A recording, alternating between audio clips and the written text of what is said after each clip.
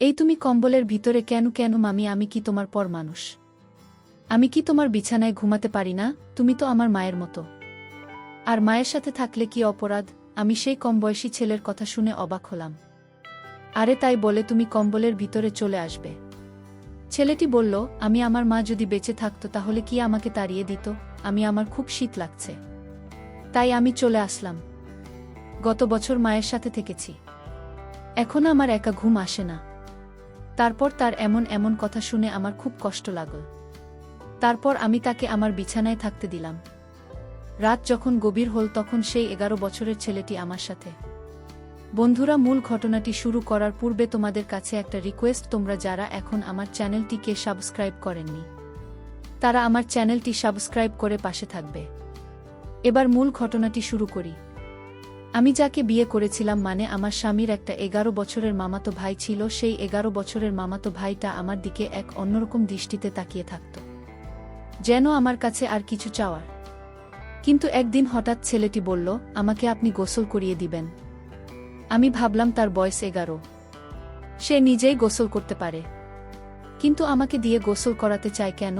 ছেলেটি কান্না করে বলল, আমার মা থাকলে আমাকে টিকিট গোসল করিয়ে দিত। তার কথা শুনে আমার কিছুটা তার প্রতি মায়া হল।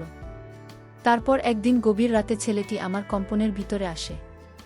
তারপর কি ঘটেছিল তা জানতে ভিডিওটি শেষ পর্যন্ত দেখতে থাকুন। আমার নাম সেতু, আমার স্বামীর নাম রুবেল। আমি কিছুদিন যাবত লক্ষ্য করছি আমার রুমে প্রতি রাতে 11 বছরের একটা ছেলে আমার রুমে ঢুকে। সেই কম বয়সী ছেলেটি আমার সাথে কি করতে চায় এবং আমার কাছে কি চায়, কিন্তু আমি চোখ মেলে তাকাতেই আমি আর তাকে দেখতে পাই না। কিন্তু দরজা জানালা তো ভিতর থেকে লাগানো, তাহলেই রুমে কিভাবে আসলো সে? ছেলেটি তখন সেখানেই দাঁড়িয়ে আছে। সে তো ভাবল কি ছোট্ট বালকটি আমার রুমে কি করছে? সে তো এইভাবে তার পিছনে থাকা বেড সুইচটা অন করে এবং যেই সামনে তাকালে দেখে যে তার এখন রুম সম্পূর্ণ খালি, কেউ নেই তার রুমে। কিন্তু একটু আগেই যাকে দেখতে পেল সে কে ছিল তাহলে? ভাবতেই যেন সে তো খুব ভয় পেয়ে যায়, তার শরীর ঘামতে থাকে। এটা এমনিতেই শীতের মৌসুম। সেতুর কপাল বেয়ে ঘাম পড়তে থাকে। সে ভাবল এটা কোনো ভূতের মতো। পাশের রুমেই তার বাবা মা ঘুমিয়ে আছে, চিৎকার দিলে হয়তো এখনই উঠে আসবে।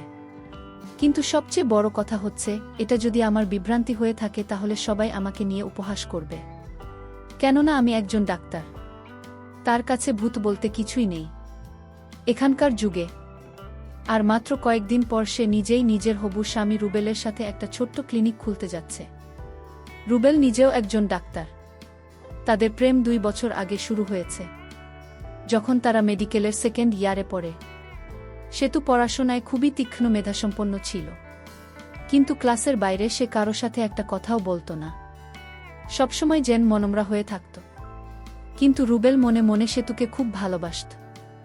যদিও অনেকবার সেতু রুবেলকে রিজেক্ট করে দিয়েছিল, কিন্তু রুবেলও ছিল নাছোড় বান্দা। সেতুতে ভালোই ভেসে যাচ্ছিল। ফলশ্রুতিতে সব গল্পের শেষের মতো এক সময় সেতু রুবেলের কাছে হেরে যায়। এদিকে বর্তমানে সেতু রুমে কাউকে না পেয়ে কিছুটা হতভম্ব হয়ে যায়।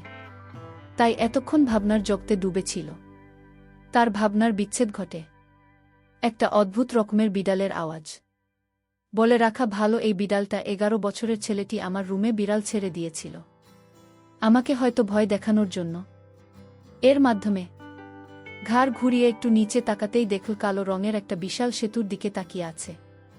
সে তো বুঝতে পারছিল কিছুটা 11 বছরের ছেলের কাজ, কিন্তু কেন সে আমার সাথে এরকম ভয় দেখানোর চেষ্টা করে? অবশ্যই এর পিছনে কোনো রহস্য আছে। আমি ভয় পেয়ে গেলাম বিড়ালটি দেখে। আমি ভয় পেয়ে দৌড়ে মা বাবাকে পাওয়ায় 2 হাত দিয়ে জড়িয়ে ধরি। আমি মা কি হয়েছে জানতে চাইলে আমি সব কিছু বলি। মা বাবা দুইজনই সেতুর রুম দেখার জন্য আসে, কিন্তু তারা সেই ছেলেটি কিংবা সেই বিড়ালটি কোনোটিকে খুঁজে পায় না।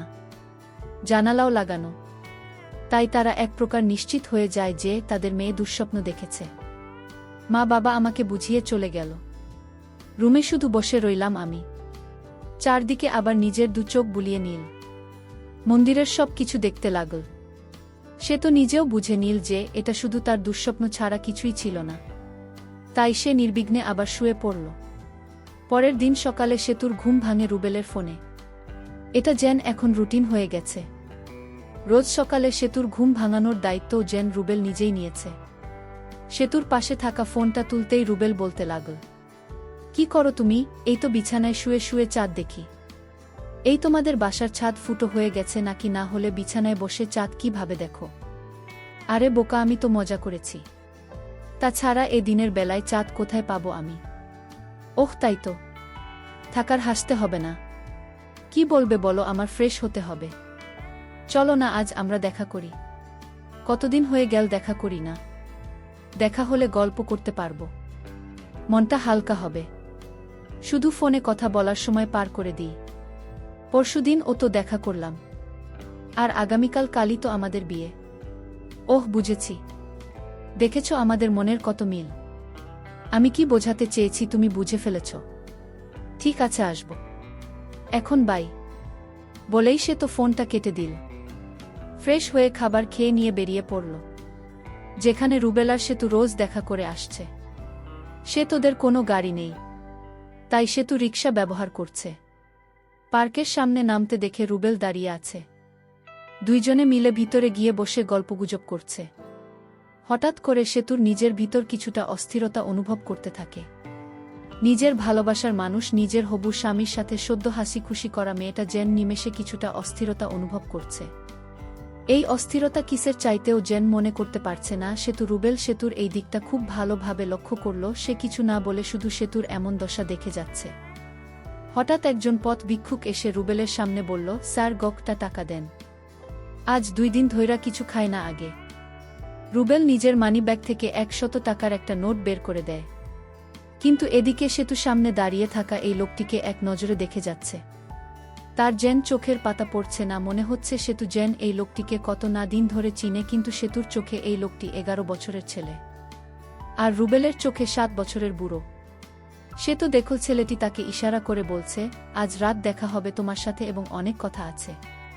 সেতু তার এই কথা শুনে আর সহ্য করতে না পেরে অজ্ঞান হয়ে যায় এবং রুবেলের সামনে মাটিতে লুটিয়ে পড়ে। রুবেল ভাবল হয়তো সামনে দাঁড়িয়ে থাকা ভিক্ষুককে দেখে ভয় পেয়ে গেছে, তাই রুবেল বিক্ষোভ থেকে চলে যেতে বলল। রুবেল তাড়াতাড়ি করে সেতুকে তুলে নিজের গাড়িতে শোল।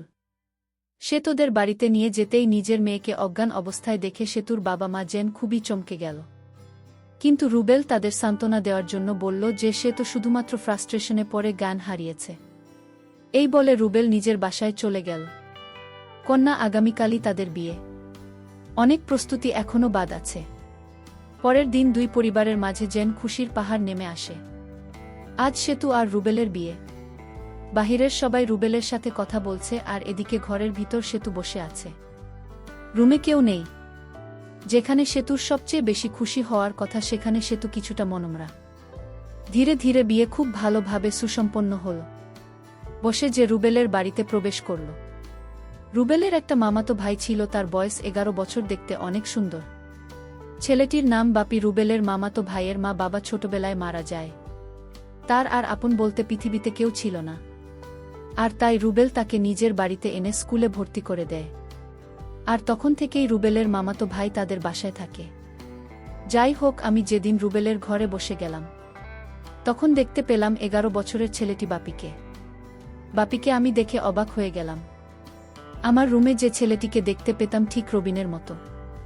আমার মনে হচ্ছে এই ছেলেটি আমার রুমে যেত, কিন্তু কেন যেত তার মতো আমি বুঝতে পারিনি। একদিন ঠিকই বুঝতে পেরেছিলাম, সেটা আবার অনেক কৌশলে। এই বিষয়টা পরে বলছি। আমি তখন ছেলেটিকে দেখে আমি তাকে ডাক দিলাম, বাপি তুমি আমার কাছে আসো, তোমার সাথে আমার কথা আছে। আমি ডাক দেওয়ার সাথে সাথে সে আমার কাছে চলে আসলো। আমি তাকে জিজ্ঞেস করলাম, তুমি কতদিন ধরে বাড়িতে আছো? সে বলল, আমার বয়স যখন 5 তখন থেকেই আমি বাড়িতে আছি। তোমার মামাতো ভাই মানে রুবেলের সাথে যে আমার প্রেম ছিল সেটা তুমি কি জানতে? সে বলল, রুবেল ভাই আর তোমার যেদিন প্রথম সাক্ষাৎ করো এবং ভাইয়া যেদিন তোমার সাথে ফোনালাপ করে তখন আমি সব শুনতাম, তোমাদের প্রেম সম্পর্কে সব জানতাম আগে থেকেই। আমি তার কথা শুনে অবাক হয়ে গেছি। তাহলে কি এই ছেলে আমার রুমে রাতে যেত? কিন্তু কেন যেত এর কিছুই আমি জানতাম না। তবে কেন যেত এটা আমার জানতে হবে। কিছুদিন পরের কথা, আমি যখন বাথরুমে গোসল করতে যাই তখন এই বাচ্চা ছেলেটিকে আমি বাথরুমে দেখতে পাই। আমি যেদিকেই যাই শুধু তাকেই দেখতে পাই। কেন সে আমাকে ফলো করে? আমার কাছে কি চায়? ছেলেটি আমার দিকে বাজে দৃষ্টিতে তাকিয়ে থাকত। আমি তাকে জিজ্ঞেস করলাম, তুমি এভাবে তাকিয়ে কি দেখছ? সে বলল, আমি কিছুই দেখি না। তবে তোমার প্রতি আমার কেন এত মায়া লাগে জানি না। আমার ইচ্ছা করে 24 ঘন্টা তোমার দিকে তাকিয়ে থাকি। আমি বললাম, কি বলছো তুমি? তোমার কি মাথা ঠিক আছে? সে বলল, আমার মাথা ঠিক আছে, তোমার মাথায় সমস্যা আছে। আমি তার প্রতিটি কথা শুনে আমার অবাক লাগত। সে আমার সাথে অদ্ভুত অদ্ভুত কথা বলতো, যেটা বড় মানুষও বলতে পারত না। বিয়ের প্রায় আমাদের 6 মাস হয়ে গেল। এদিকে আমার স্বামী আমাকে বলল, আমাদের একটা ক্লিনিক রেখেছিলাম, সেই বিষয়ে কথা বলতে বা কনফার্ম করতে ঢাকা যেতে হবে কিছুদিনের জন্য। পরের দিন আমার স্বামী চলে গেল ঢাকায়। আমি বাসায় একা। আমার শ্বশুর বাড়িতে ছিল শুধু। আমার শাশুড়ি মা অনেক আগেই মারা গিয়েছিল। তারপর রাতের খাবার খেয়ে আমি আমার রুমে ঘুমাতে গেলাম।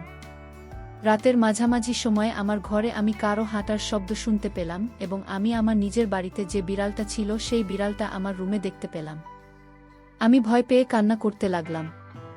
হঠাৎ করে দরজাটা খুলে 11 বছরের ছেলেটি আমার কাছে এসে বলল, কি হয়েছে আপনার? কোনো সমস্যা হয়েছে কি আপনার? আমি বললাম, আমাদের বাড়িতেই বিড়ালটাকে আমি দেখতে পেতাম, কিন্তু আজ দেখি আমার শ্বশুরবাড়িতে তো এই বিড়ালটা দেখতে পেলাম। আর তাছাড়া আরও একটি কথা হলো, তোমাকে আমি বলিনি এখনো। ঠিক তোমার মতো একটা ছেলেকে দেখতে পেতাম। প্রতি রাতে আমার রুমে কিভাবে আসতো আমি জানি না। তখন সে আমাকে বলল, এটা আপনার মনের ভুল, আপনি মনে হয় দুঃস্বপ্ন দেখেছেন। আমি বললাম, না, আমি এটা বাস্তবে দেখেছি। সে আমার কথা কিছুতেই বিশ্বাস করল না। এর পরের দিন আমি গোসল করতে গেলাম। তখন ছেলেটি আমাকে বলল, আমার একটা কথা রাখবে। আমি বললাম, কি কথা? সে বলল, আমার মা আমাকে গোসল করিয়ে দিত, নিজে হাতে খেতে দিত। আমি আজ 4 বছর যাবত সেই স্নেহ থেকে বঞ্চিত।